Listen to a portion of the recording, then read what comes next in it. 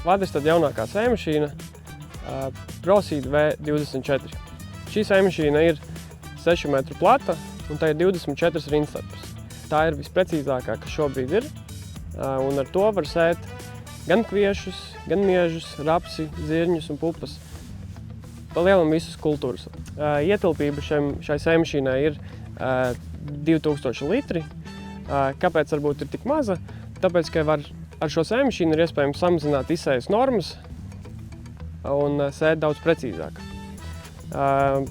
Ja mēs apskatāmies par pašu sējaparātu darbību, tad šeit pirmā rinda ir tāda pievēlē riteņi, kas mazliet nolīdzina visu augsni. Lai būtu viss vienmērīgi iespiestu zemē un tālāk varētu sekot laba iestrāde.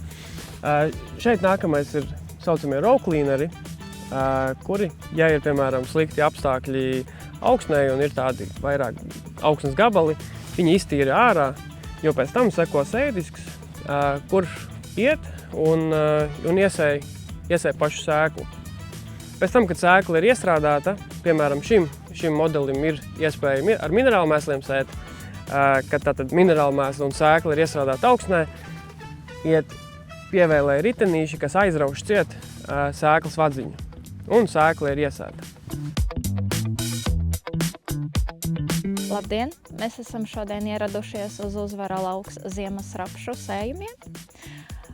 No Rapula mēs piedāvājam 5 ziemas rapšu šķirnītes. Viena no tām ir jauna, pārējās 4 jau ir pieejamas Latvijas tirgū. Kā mēs uz doto brīdi redzam, rapsis jau ir 6 lapu attīstības stadijā. Visas sēklas ir kodinātas ar Lumipoza kodni, kas ir ar insekticīda piedevu. Tas veicina un pasargā augu no sākotnējā stadijā no insektu kodumiem, no bojājumiem, kā arī tas veicina lielāku un labāku sakņu attīstību. Kā jūs redzat, tas ir apmēram no 10 līdz pat vairāk centimetru garumā. Sakņu diametrs izveidojas krietni biezāks. Tas attiecīgi uzkrāj vairāk barības vielas, lai spētu pārziemot ziemas apstākļos. Šodien esam ieradušies uz ziemaskviešu sēju Uzvara lauks. No Rapula mēs piedāvājam 6 ziemaskviešu šķirnes. 2 no tām ir hibrīdie ziemaskvieši, Haikardi un Hairiela. 3 no tām ir cietie ziemaskvieši Winterstein. Un pārējie būs parastie ziemaskvieši Suvilen, Sumangold un Suetana. Šobrīd atrodamies Rapšu laukā, kas ir mūsu projekta, kas notiek uz lauka ietvaros. Redzam, rapsis aug, attīstās, un arī ir lietas, kas ir izdarītas šajā laukā. Pirmais, ko es vēlos parādīt, šeit ir lietots fuzilāts Forte, 1 litrs, un kā redzam, strādā šis produkts ļoti labi.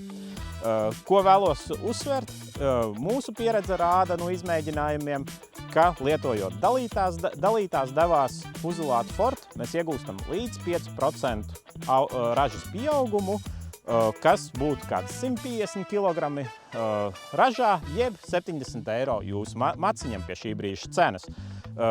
Tas ir skaidrojams ar to, kad izvēloties pagaidīt, kad sanāks visi šie sārņaugi, mēs atņemam enerģiju rapsim, un kas tiek pazaudēts tieši kā ražas izskatā.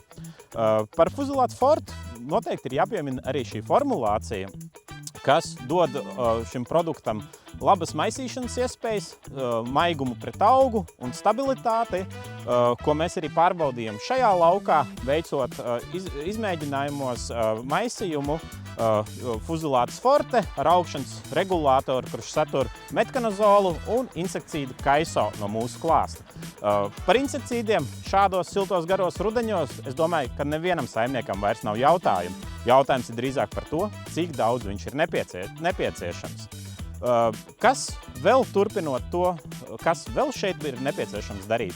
Pavisam noteikti mēs esam ieplānojuši arī fungicīdu miglojumu pret fomozi. Jā, šķirnītes ir labas, pret fomozes izturīgas, bet mūsu pētījumi rāda to, kad izmantojot oriusu, kurš ir stiprs tieši pret fomozi, kā vēlais smidzinājums, palīdz iegūt lielāku ražu.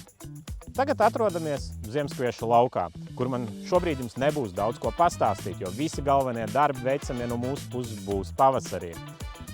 Šeit veiksim kviešu sēju, pēc kuras tiks smidzināts augstnes herbicīds, un tad mēs vērtēsim par nepieciešamību pēc ņuanses smidzinājuma šajā laukā, lai ierobežotu divdīglapi nezāles, ko pavisam noteikti mēs varēsim apvienot ar mikroelementu smidzinājumu.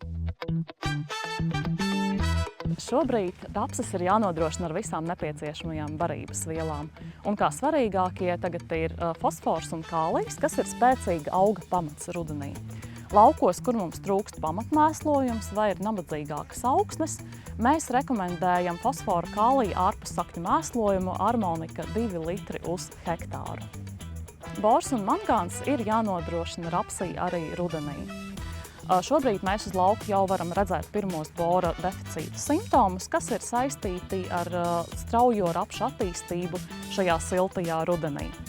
Tāpēc boru labāk ir smidzināt mazākās devās, bet vairākas reizes. Bet tagad ir jāuzmanās no boru smidzinājumiem pirms salnām, jo tas var ļoti nostrasināt rapsi. Tāpēc mēs rekomendējam kopā ar boru smidzinājumiem izmantot mūsu jūras zāļu produktus Askatopu. Kā arī ir vērts atcerēties, ka šobrīd mēs varam lietot arī biostimulātoru Biomoru, lai pastimulētu rapsi, lai rapsis labāk uzņemtu kāliju, stimulētu fotosintēzi un pirms ziemas uzņemtu cukurus. 50 ml deva uz hektāru. Kviešos mums ir jānodrošina, lai pirms ziemas izveidotos spēcīga sakņu sistēma. Ja jūs redzat, ka laukā ir jāpastimulē auga augšana, mēs vienmēr rekomendējam izmantot rūteru un humistaru 2 litrus uz hektāru. Tas satur visus nepieciešamos makro un mikroelementus, aminoskābes ātrākai augu attīstībai, kā arī humīnu vielas sakņu sistēmas attīstībai. Tāpat arī kviešos ļoti svarīgs ir vara smidzinājums rudenī. Pavasarī visi darbi rit ļoti raiti, lauki varētu būt pārmitri, tāpēc nav iespējams uz lauku uzbraukt. Tāpēc, lai neriskētu palaist garām vara smidzinājumus, kas ir jānodrošina līdz sarošanas beigām, mēs rekomendējam šo vara smidzinājumu veikt jau rudenī. Kā arī noteikti ir svarīgs ne tikai pats mikroelements, bet arī šī mikroelementa forma. Jo nitrāti un sulfāti reaģē tvertnes maisījumos, reaģē augsnē, savukārt helātu formas mikroelementi ir 100% pieejami gan caur lapām, gan caur augsni.